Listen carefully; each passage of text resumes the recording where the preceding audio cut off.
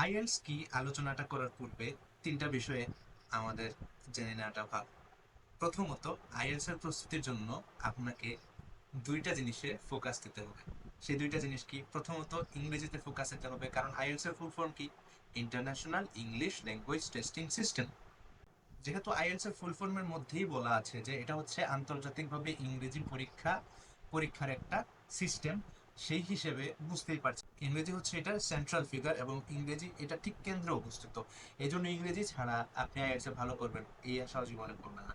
এই জন্য ইংরেজির ভিতটা যত পারবেন তত শক্ত করবেন, এবং যত বেশি শক্ত করবেন আইএলস পরীক্ষাটাও তত ভালো করবেন ইনশাল্লাহ।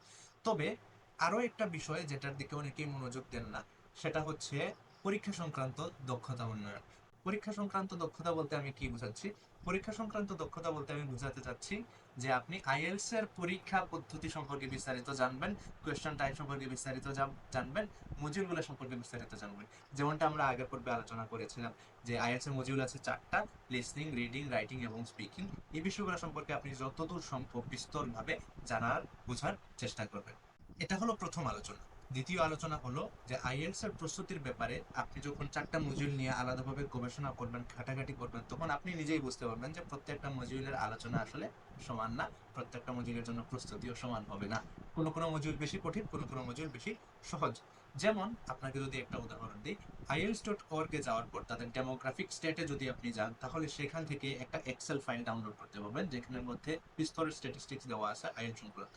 সেই স্ট্যাটিস্টিক্স এর মধ্যে দেখতে পারবেন যে বাংলাদেশের স্টুডেন্টরা যারা আইএলস এ বসে, তাদের মধ্যে বেশিরভাগ স্টুডেন্টই লিসনিং এবং স্পিকিং এ ভালো রেজাল্ট গড়ে, কিন্তু রিডিং এবং রাইটিং এ তারা কম রেজাল্ট করে, সিক্স এর নিচে রেজাল্ট করে গড়ে। এই জন্য আমরা বুঝতে পারতেছি রিডিং এবং রাইটিং এ বেশি ফোকাস দেওয়া দরকার। এই জন্য বেশিরভাগের ক্ষেত্রে লিসনিং এবং স্পিকিং এর তুলনায় রিডিং এবং রাইটিং এ বেশি ফোকাস দিতে হয়। তবে হ্যাঁ, এটা সবার ক্ষেত্রে সমানভাবে প্রযোজ্য না। তৃতীয় যে বিষয়টা বোঝা জরুরি সেটা হচ্ছে আইএলস এর জন্য খুব বেশি রিসোর্স, খুব বেশি মেটেরিয়াল আসলে প্রয়োজন না। প্রথমত, আপনার যদি ইংরেজির ভিত শক্ত থাকে তাহলে মেটেরিয়াল তো একেবারে অল্প হলেই হয়ে যাবে। কিন্তু যদি আপনার ইংরেজির ভিত শক্ত না হয় তাহলে আগে ইংরেজিটা শক্ত করে নেন।